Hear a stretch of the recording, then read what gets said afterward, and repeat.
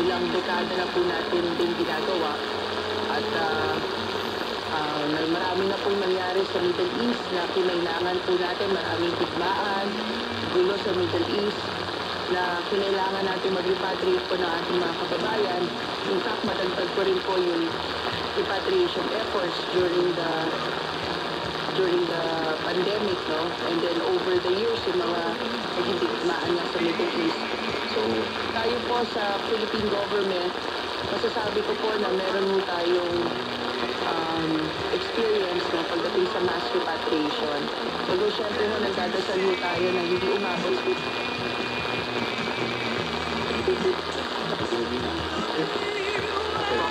Hello? Yeah, go ahead. Opo, kasi po,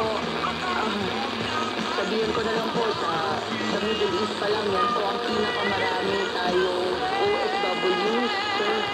So, nagdadasal po tayo na hindi ganun, pero gusto ko lang po i-assure yung ating mga kababayan na syempre meron po tayong preparation at pakikipag-ugnayan din po tayo sa ating mga iba sa iba't ibang bansa and to ensure yung iba't ibang gobyerno to ensure po na safe po palagi yung ating mga OFWs. Ay dito po sa Israel, actually sir, in a few minutes, meron din po kaming pag-uusap na gagawin dito sa Pilipinas with Sec Hans at yung embahada po dito ng Israel at alamin po namin kung ano pang tulong ang pwede ibigay natin sa mga kababayan natin doon.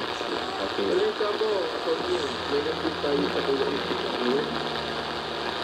Meron po, base po dun sa report na nakuha ko kaninang umaga doon sa ating call center, meron na po tayong mga kababayan sa Kuwait, even sa Saudi Arabia po, Kong Benny, na gusto na rin magpa-repatriate.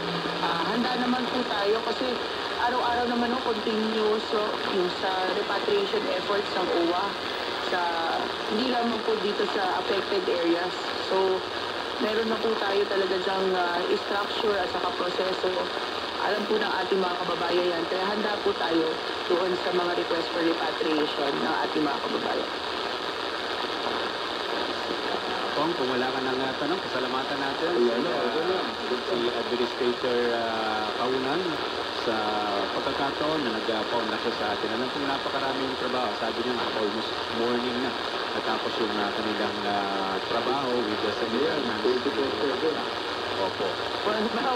Bawal mo matulog dito sa OWA at sa DMW, lalo na sa panahon na ngayon. So, maraming salamat din sa pagkakataon na makausap ko po kayo at yung ating mga kababayan.